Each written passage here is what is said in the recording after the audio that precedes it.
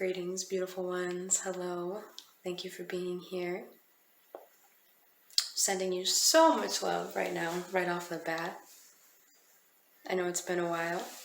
I've been on some journeys internally and externally. So I have quite a bit to share today that I've really been excited to share and just kind of waiting for, I don't know, what feels like the right moment, which is now. So let's just dive right in. I hope you guys are all doing well. Such an honor, as always, to be speaking with all of you and to have this beautiful community. And I appreciate all of your support and all of your love and all of the love. I just want you to know I really feel it, in the messages and the emails. It's just so beautiful to be a part of this. It's just such a journey. It's such a journey as we continue to follow our truth, follow the truth, the great truth, which I really want to talk about in this video. There's so many things to talk about. So let's see where to begin. There's some things that I want to just really simplify in this video that have been coming to me recently. So let's start with the more shadowy aspects. That's kind of where I feel called to start. And it's so beautiful. There's a Carl Jung quote, something along the lines of, one doesn't become enlightened by imagining figures of light, but by making the darkness conscious. Something like that. And that's been really carrying me through, the past couple weeks, because I've been going through some really deep healing. And, it's funny how we as human beings, I think we often, consciously or unconsciously, really want to avoid some of these really nitty-gritty, deep, fearful, hurt, angry, sad, depressed aspects of ourselves because they're painful, they're uncomfortable to feel and process. But I just want to be a reminder that that's where the greatest gold really is. Because when you can go into those feelings and be present with these feelings, and I'm going to really dive deep into this today, that's when you find so much transformation in yourself. And that's where the nuggets of wisdom really are.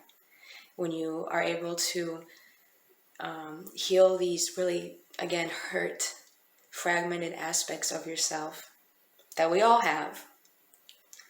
There's no avoiding it. And there's no going out looking for it really either, because it arises when it's meant to arise.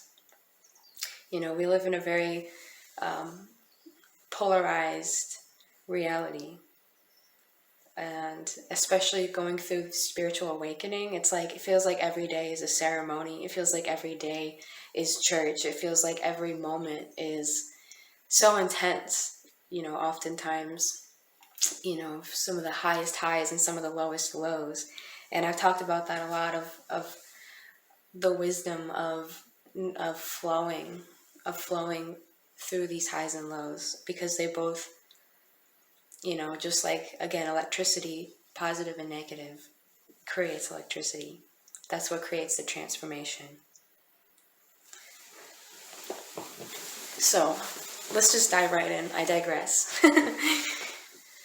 I really just want to go into fear, because we know that fear is, at the root of a lot of pain. Fear is at the root of a lot of our suffering, if not all of our suffering.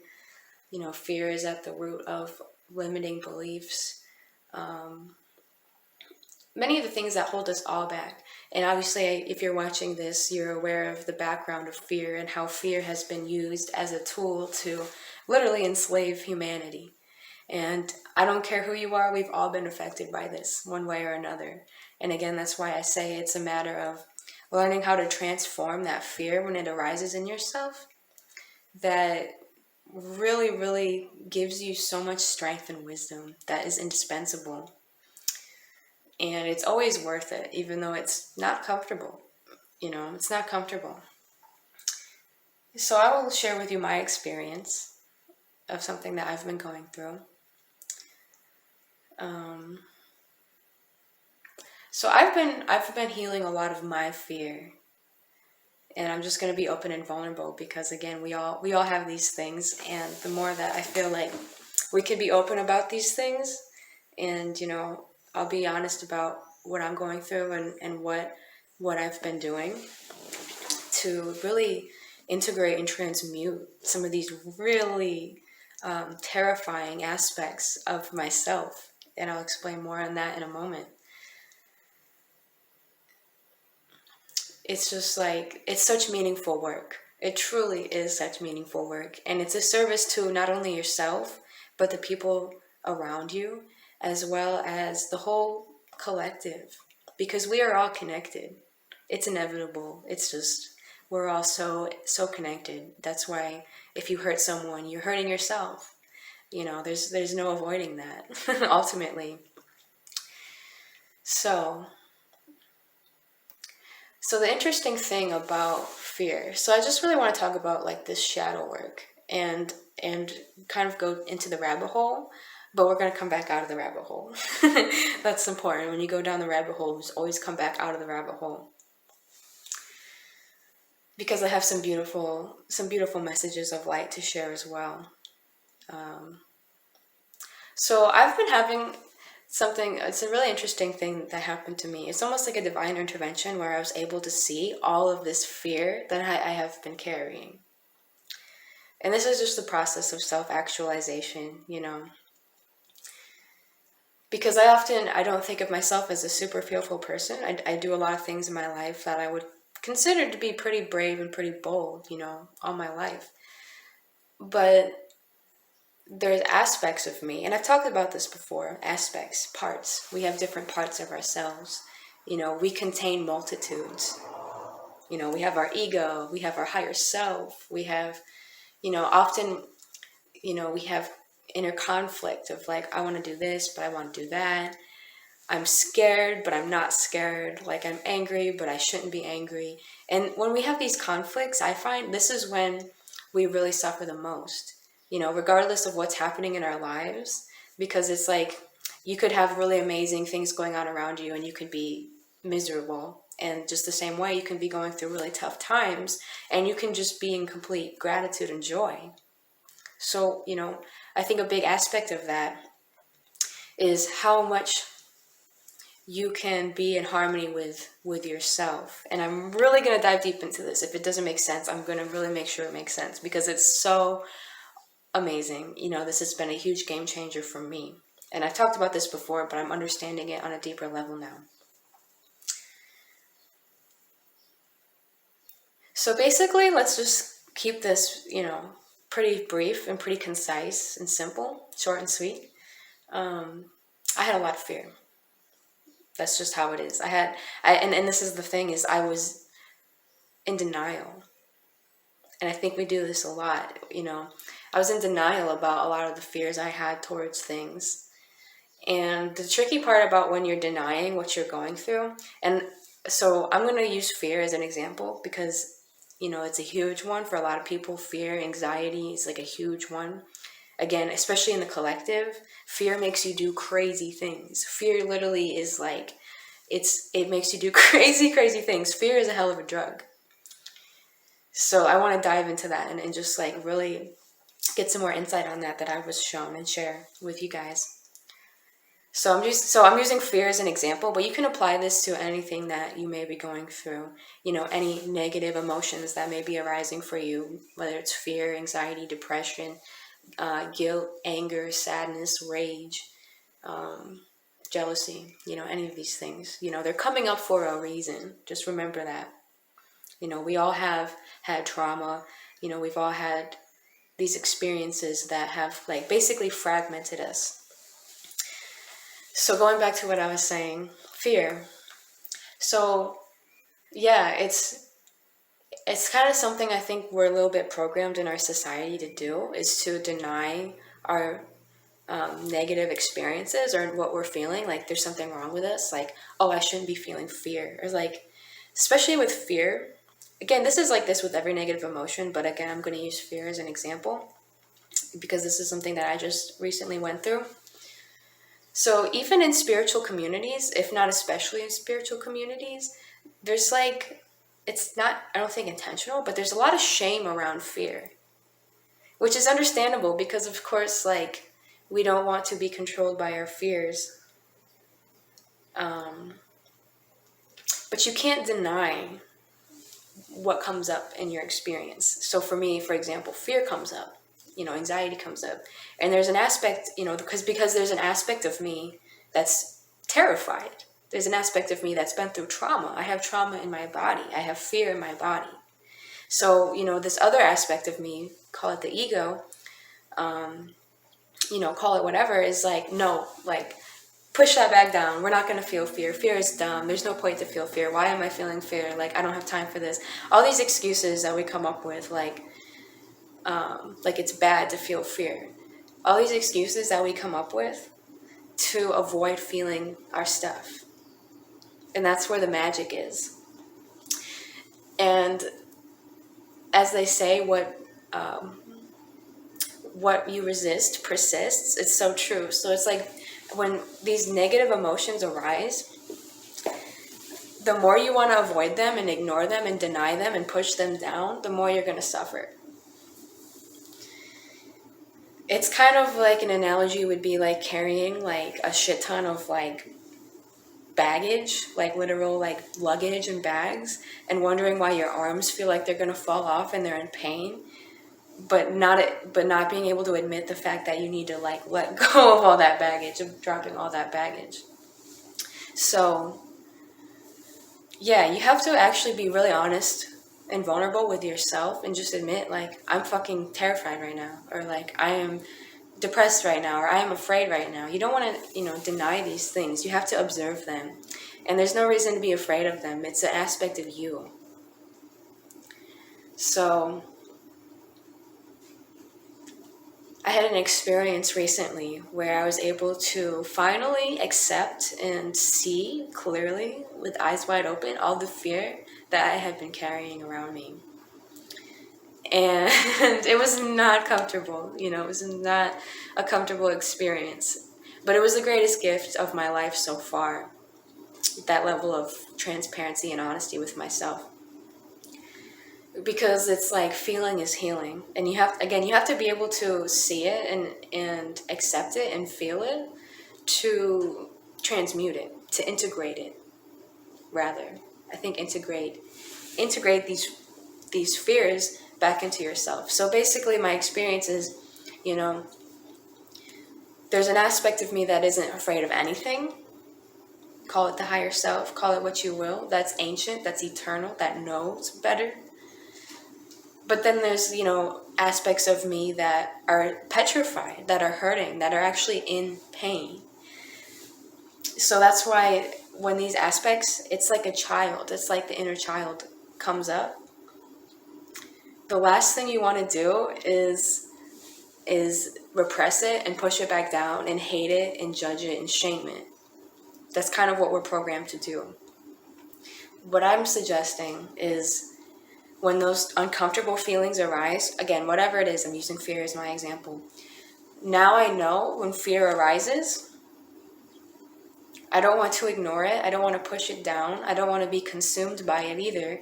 I want to observe it.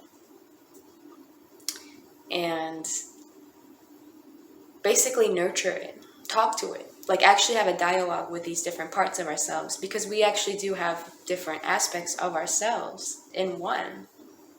I'm truly finding this more and more, so I highly recommend trying this. And I'm just flowing right now about all kinds of things, but I'll put in my description below, I did just write an article with like precisely how I'm navigating, my fear right now. If you guys are interested in that, it's like really great. But anyways, so I find that when these negative aspects come up to rear their swollen heads, you don't want to hate them, because it's you. It's like, we have trauma. I can sit here and think like, oh yeah, why would I feel fear? Fear is pointless. That makes logical sense. But at the end of the day, I have fear in my body. I've had traumatic experiences in this life and beyond. Because I'll tell you what, the fear that I was feeling is bigger than me. And I know that for a fact. It's like the fear was so intense and so severe You know, it's not only the fear that was imprinted on me from childhood, because ancestral trauma is real. Generational curses is like, we learn from our parents, what they learn from their parents, what they learn from their parents. And until somebody heals, you know, it just continues on. It carries not only through the environment, but also through your DNA. So that's something that, you know, I've been feeling. You know, I feel my parents' pain, and, you know, they feel their parents' pain. I'm very aware of it.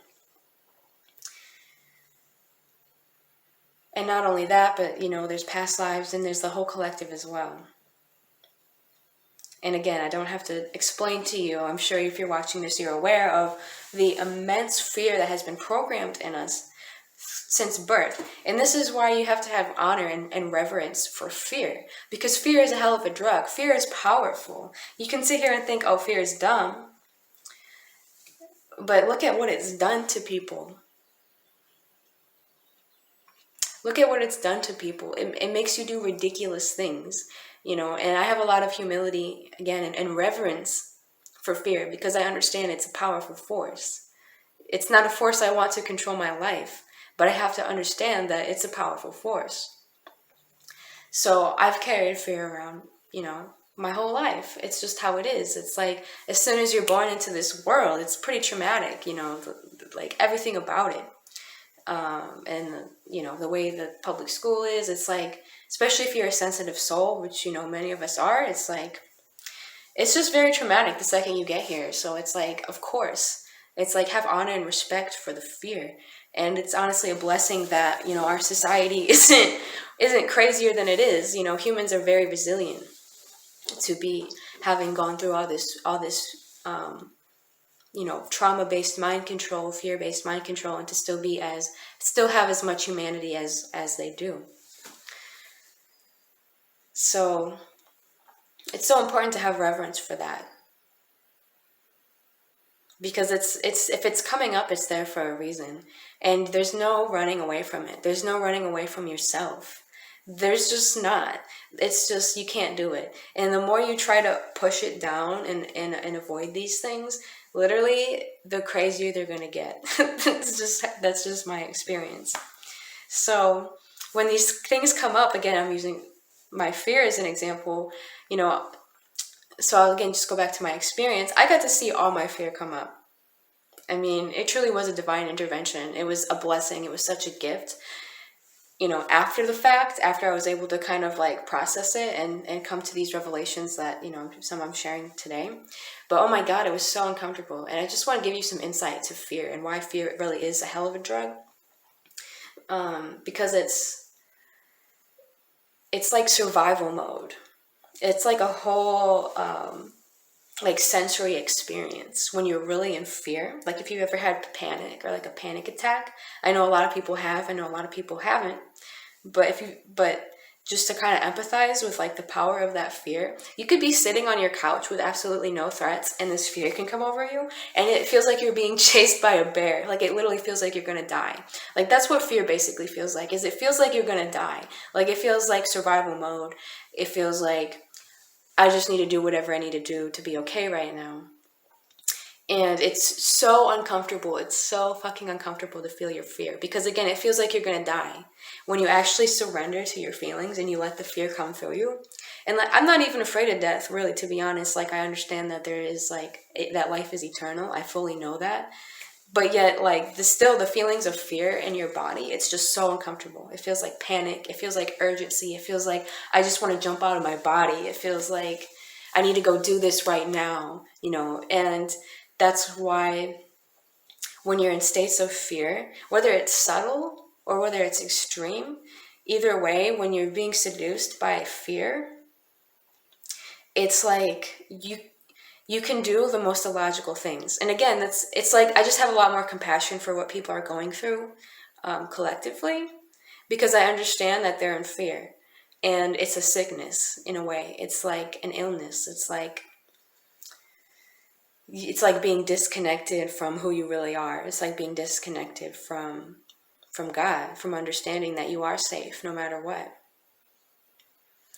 So just want to give some insight there, because really fear is a hell of a drug. Like, have reverence and honor for fear is my loving counsel. It's like, in what people are going through, because if it's so hard to feel your fear, and that's, another thing is because fear is so uncomfortable, like so uncomfortable, like just so, honestly, like I think it's the most uncomfortable thing ever is like fear, because it's just like, it's so sensory. It's like, it's so convincing, that saying that fear is false evidence appearing real is perfect. Because again, when you're in these states of fear, like your imagination can jump to the craziest things, and it will seem so real though. It'll be so convincing. The fear is so convincing.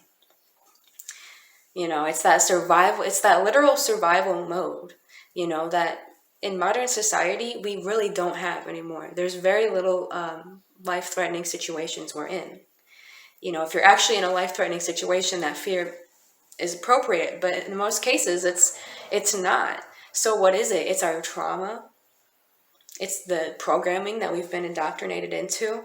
And I truly believe, at least for me, I see a lot of it is like ancestral. It's like our ancestors have been through so much. Again, honor and reverence for the human experience, because it's not been easy here, man. It's like there's so many tragedies, there's so war and poverty and terrible things, just terrible, terrible things that have happened to people. And if, again, I've said this before, if you're here in a physical vessel, your ancestors have somehow found a way to survive all of this strife and all this struggling and all of this hatred in this dark age. So it's only natural. Fear is not, it's not something you can, these deep fears, it's not just something you can get over. It's not like that. It's more like developing a new relationship with your fear, developing a conscious relationship with your fear, which is what I was speaking on before. Is like, instead of trying to push it down or avoid it or ignore it or act like it doesn't exist, because if you feel fear, there's something wrong with you, you're weak, you're shameful. These are the ways that we kind of fool ourselves from just letting that baggage go. I found that it's really about creating a new relationship with your fear, or with your anger, or with your depression, or with whatever it is. You can't separate from it, is what I'm saying. Once it comes up in your experience, we want to separate from it. And when the fear comes in, we don't want to feel it because it's so fucking uncomfortable. Just being honest. We usually try to avoid it by denying it, ignoring it, saying it doesn't exist, trying to think our way out of it. Or, in other cases, we all have coping mechanisms, escapism, substances. We all have ways we try to avoid ourselves. But ultimately, there's no avoiding yourself. So let me just go back to kind of conclude this whole main point about fear and about integration. Is observing the fear when it arises, or whatever the emotion is that you're going through that is uncomfortable, observing it, and kind of, if you can, be kind of curious and playful about it. Like, what does it feel like? What does it feel like in my body? Oh, my heart rate is increasing. Oh, I want to pace around my house, or I want to scroll through my phone for hours, or we all have our own body reactions. See how, just observe what happens, because it's often an automatic process. And, as soon as you can, get into a space when you can observe it and you can just feel it. And it has a message for you. These emotions have messages for you. And they truly don't go away. It's more like they get transmuted when you finally accept them and start to hear them, start to see them. These things just need to be seen. That's really what it is. We don't want to see them. But, again, going back to my example, is I had to see my fear. I had to be honest with myself. And it was in seeing that fear, I was able to feel it, which was like a purge. That was like an emotional release for me. That was such a blessing, because after I feel so much lighter, I kind of felt like I was feeling it for an eternity, but it was only about 20 minutes I was feeling this fear. And then I was able to start building a conscious relationship with my fear. And this is how you don't let your fear control you anymore. This is actually the truth, you know. Through my own experience, my lived experience, it's like once you start observing your fears and not being afraid of your fears, because it's not even the fear, it's like the fear of the fear creates like this feedback loop. You know, true courage isn't never feeling fear. True courage is feeling the fear, understanding the fear, and going anyways. So let me give you the biggest piece here. You know, now that I've said all that, observing the fear, accepting it, feeling it, and like I said before, building a new relationship with your fear. And how do you do that? Literally started like a dialogue with your fear, with that part of yourself, because that part of yourself is in pain. It's benevolent. Even your ego, every aspect of you is benevolent. There's no evil part of you. These shadowy aspects are not evil. Please know that. You know, that's such a sad thing when we demonize ourselves. It's not, you know, these aspects of you that are terrified, again, or angry or depressed or whatever the case may be, they're benevolent. They're not trying to hurt you. It's just they've been in the darkness and they're coming to see the light. If they're coming up, they're coming to see the light of day, and you are that light of day. Your observation, you're seeing. So you see these hurt aspects of yourself and start a dialogue with them. You know, I see you. I understand you're afraid. Like you would talk to a child, because these aspects of us that are in pain are often younger aspects of us. You know, and it's like we have to parent ourselves. We have to nurture them. You know, we have to say, you know, I'm here. Like, I love you. I see you. I understand why you're afraid. I understand why you're terrified. But I'm with you. We're going to get through this. It's okay. You know, we've got this. Something along the lines, you know, obviously use your own words and your own experience. But the point is, don't try to separate. If these things come up, it means they're ready to be healed. So you don't want to separate yourself from them, because you've already been separate from them. It's time for them to come back. This is wholeness. You know, this is truly coming into your wholeness and understanding that, you know, these parts of you that have been in the dark are not evil. They just need your love. They need your light. And they have tremendous gifts for you. You know, it's like me facing my fear and starting to integrate this fear and listen to this fear has given me so much more insight and so much more strength and courage and compassion. And just like, I just feel lighter in my body. I can understand. I was literally carrying this fear in my body for, you know, as long as I can remember. And I know it's, you know, it was a huge release for me. And, you know, I know there's going to be more releases for me, but it's like the more you do this work, the more you can navigate it with grace. Because you understand that these parts of yourselves are not evil. You know, even your ego, there's been so much demonizing of the ego. The ego loves you so freaking much. That your ego loves you so much it wants to keep you safe.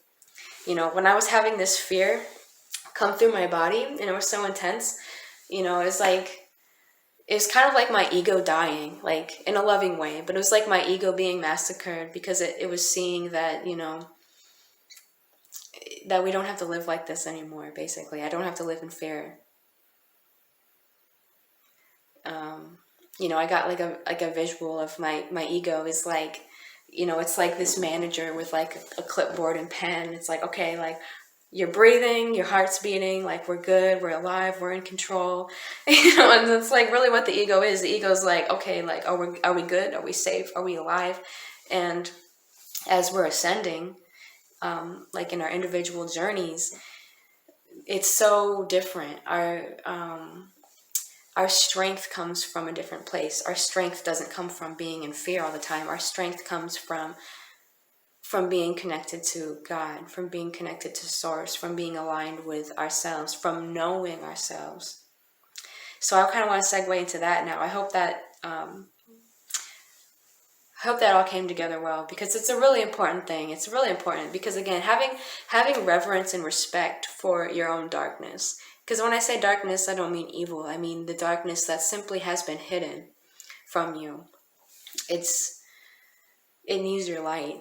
It needs your love. It needs your compassion. You know, unconditional self-love, first and foremost, before you can help anyone. Because this is the service. This is the service work, the greatest service work. Because the more we heal ourselves and we are able to go into our depths, into our roots, into literally our depths, because we contain multitudes, and shine light on our fear, on our shame, on our rage, on our hatred, on our resentment, on all these things that are literally hurting, they're literally in pain. The more we actualize ourselves and we become such beacons of light. It doesn't even matter what you do or say, your presence becomes like such a beacon of light for people. So it's so beautiful. I just want to share that. And it kind of like segues right into the next thing I want to talk about. That's something that came to me recently. Let's see if I can kind of remember the words that was given to me. I guess my biggest point is, and this is just a reminder, but I feel like it's a necessary reminder, especially if anyone's kind of like new to this, or like if you're kind of new to like a lot of this kind of like inner spiritual paradigm. We truly are so loved, and we are also, revered for being here, because coming to Earth is not exactly an easy task. Being a human has not been an easy task. And we're at a point in history, especially right now, where, all of this karma, all of this pain, all of the fear, all of the survival mode, all of the deception is being revealed. Everything is coming to light. And that's beautiful and exciting and awesome, 100%. I'm stoked about it. But there is reverence in knowing that that also means that there's a huge atonement, for lack of better words. There's a huge atonement that's happening, like a huge, that's why we have to face all of our stuff right now more than ever. There's like no denying it. It's like that's really the heavy lifting that we're here to do. And again, for ourselves and for all of humanity.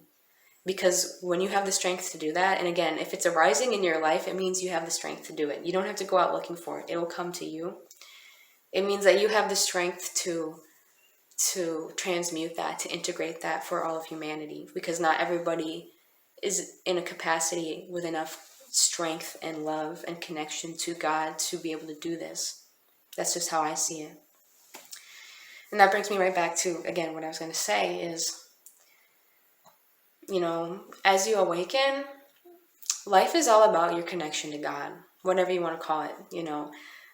Words, religion has done so much damage, on people. Like, so it's like, I understand that a lot of times when you say God, people think I'm talking about some kind of like vengeful man in the sky. And that's not been my experience at all. To me, God truly is love. God is the force that beats your heart. God is the force that breathes you. God is the force that, makes the plants grow and all of this. God is innately in everything. God is love. God is life.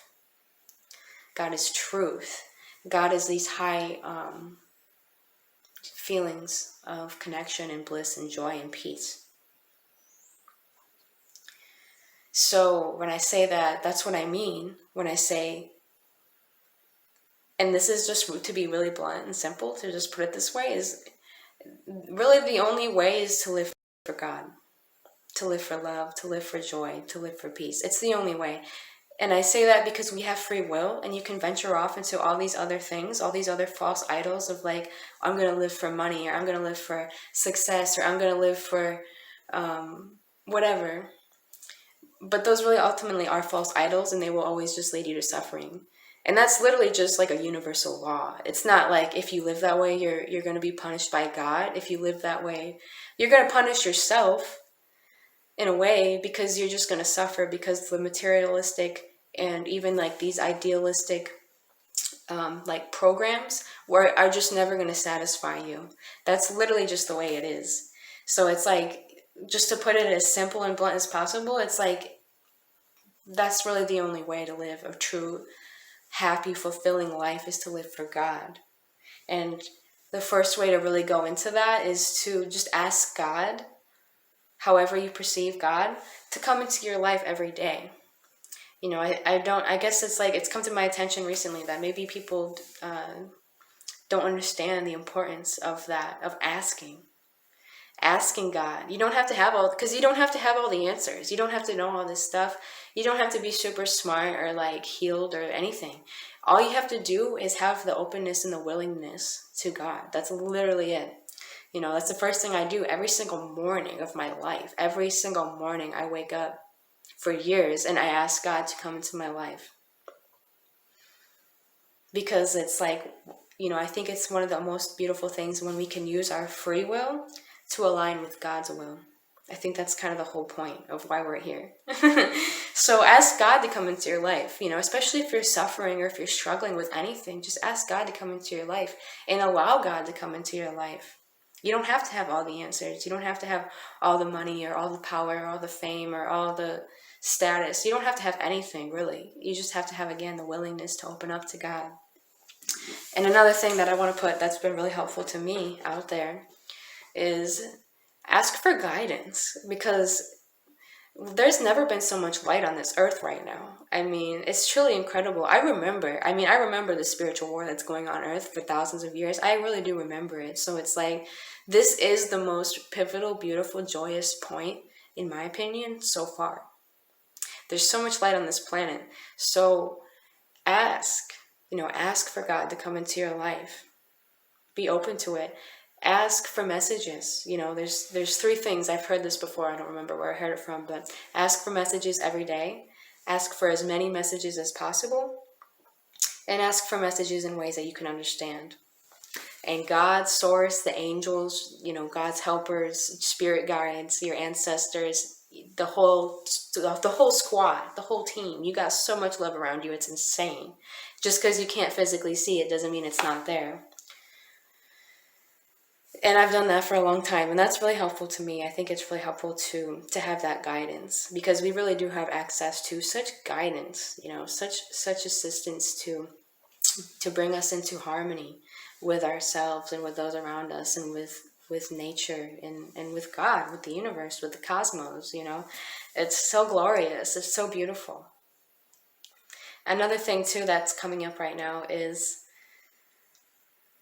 so like, something that I also recently learned as I was going through my healing process is, so for me, and I think a lot of people will relate to this, is like, all my life I've always been like very independent. So I've really not been very open to people about what I'm going through, you know, even people I'm close to. Because in my mind, it's like, this is my responsibility. I just have to do it all myself. And in a way that is true, because, you know, obviously we are responsible for ourselves and our reality 100%. At the end of the day, we can save ourselves. No one can do it for us. But we're not meant to do this alone, because we truly are brothers and sisters. We truly are children of God. That's genuinely how I see it. We truly are all connected. We are all one. We are meant to support each other. We are meant to help each other. We are meant to uplift each other. We are meant to reflect each other. You know? We're not just here to do it alone. It's really beautiful. So that's something I've learned, is like being open and vulnerable to people, obviously using discernment to like who you open up to, but being more open and vulnerable about what we're going through is so healing for you and for often the person you open up to as well. Because there's been this facade of like, people act like everything is okay all the time, and they deny what they're going through, and they, you know, aren't honest about their struggles, and it just keeps it hidden. It keeps us in the dark, and it keeps people thinking like, oh, I'm going through something must be wrong with me, when at the end of the day, we're all in the same freaking boat. You know, excuse my language, it's just, I really want to exaggerate it. It's like, we're all in the same boat. Literally, we're all going through the same stuff. You know, literally, we're all going through the same stuff. Nobody's life is perfect. If someone is presenting like their life is totally perfect all the time, then, you know, there's obviously some deception going on there. Either they're, you know, lying, or they're lying to themselves. You know, and that's another story for another time. But I'm just making the point that like, there's just this like illusion of like, your life is supposed to be perfect, when in reality, evolving, growth, evolution, coming back home rather, it's not perfect all the time. It's not how we perceive it to be. It is divinely perfect, but it's like, it feels messy. It feels like, when I was going through this fear, it's like that was so uncomfortable and cringy. But it's like, again, the biggest gift of my life. And that's why I have to share it, because I know it's relatable to a lot of people. I know it's going to help a lot of people to know that, you're not alone. Especially you see like any spiritual healers or teachers or leaders, anyone like that, just know that if they really are like masterful beings, it's because they've been through a lot. It's probably because they've been through a lot, because that's just how we grow. That's how we evolve. But having that firmness, having that focus, knowing that it's temporary, the uncomfortable feelings are temporary. And again, they're worth it. So beautiful. So beautiful. So I feel like that's all that really wants to come up now. There's so much to share, but I want to kind of keep this short for now. Let's see, anything else that wants to come up?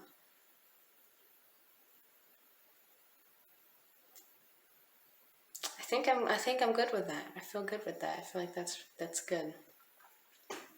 So, thank you again so much for listening to this, and for being you, and for having the bravery and the courage to show up, to stand in your truth, to keep going forward, because, it's not exactly an easy thing to do. It's truly a very brave and remarkable thing to do. So just know that, I see you wherever you are in your process. I honor you. And I love you so much. Because we are all connected. There's no way around it.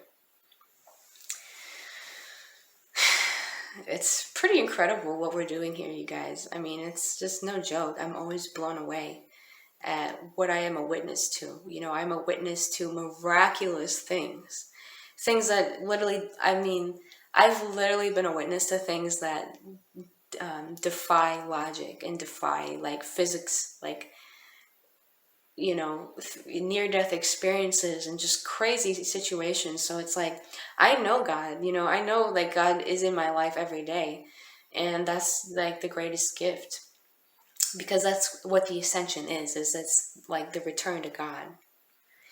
And again, it doesn't mean like this weird religious dogmatic thing. It means it's the return to our wholeness. It's the return to our truth. It's the return to our freedom, our joy, our love.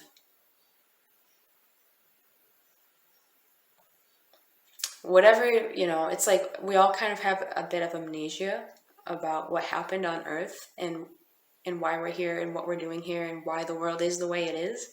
But that's also part of the awakening, is beginning to remember. And it's almost like, the way that I see it right now and describe it is, it's like a mind virus. It's a lot like a mind virus that happened, because it's just this illness of,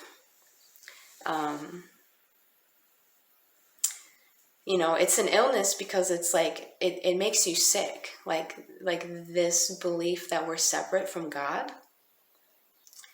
And that, you can just go and serve your ego, or serve your, materialistic side of yourself, and hurt people, and climb all over people to get to the top, in like, whatever it is, these things that we see in our world. It's like, to me, it looks like a mental virus, a virus of the mind. It's like, it makes people sick. And the medicine is in the heart. The medicine is really in the heart, because the reason it makes you sick is because it disconnects you. You can never be separated from God, but it creates this illusion that you are, and it disconnects you from God's love. And that's when we go into like these crazy states, like the states of fear I was talking about. We go into like these crazy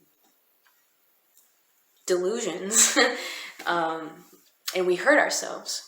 We hurt ourselves really bad. So that's kind of, and we hurt others, which is hurting ourselves. So it's like, that's why awakening, and individually, and I really feel like collectively, what we're going to see, it's not going to be how we think it is. It's going to be in the heart, because mentally, logically, you can debate any point to a T. You know, you can go back and forth with people about all this stuff, about all these facts and whatever, all these opinions. But at the end of the day, that very rarely helps people. It's when people feel loved, when people feel valuable, when people feel the love of God, that can change your perception instantly. That can heal all of your mental illness instantly, pretty much. You know, when you feel that love of God come through into your heart, that's the heart medicine. Can heal your perceptions so fast, so much faster than trying to do all this stuff in your mind. So I don't know. I guess I wanted to throw that in there because it really is like a mind virus, because it's also contagious. It's like, it's this weird, I don't know. It's like this energy that wants to pull you in into its fear, into its I don't know what to call it other than sickness. It really is sickness, you know, this pain, this suffering, this disconnection from God, this looping, this wondering, why do I feel so alone, so helpless, so, you know, why am I suffering? You know, because I see it, you know, I see it in myself and I see it in people all around me, and it's really heavy, it's really sad. But really that's the only solution, is for a being to make the choice to invite God back into their life, and God will literally clean all this stuff around you. You won't even believe it. It's beyond you. It's bigger than you. And it's truly miraculous what God can do for us.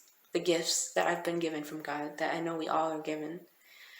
Start recognizing those gifts and honoring those gifts, and asking. You know, not when it's too late, not when you're on your hands and knees. You know, you can do that too, but it's like, can you thank God for waking up today, for having a home, or having legs, or having whatever you have in your life right now? Because that's when you can tap into it. That's how you start to tap into it. Just little things, baby steps. Okay, I've said my piece for now. Thank you again so much gratitude. This is amazing.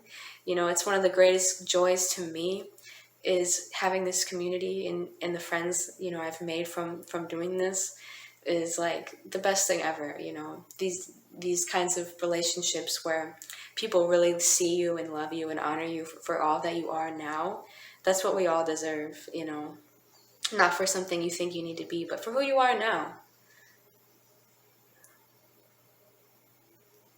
That's God.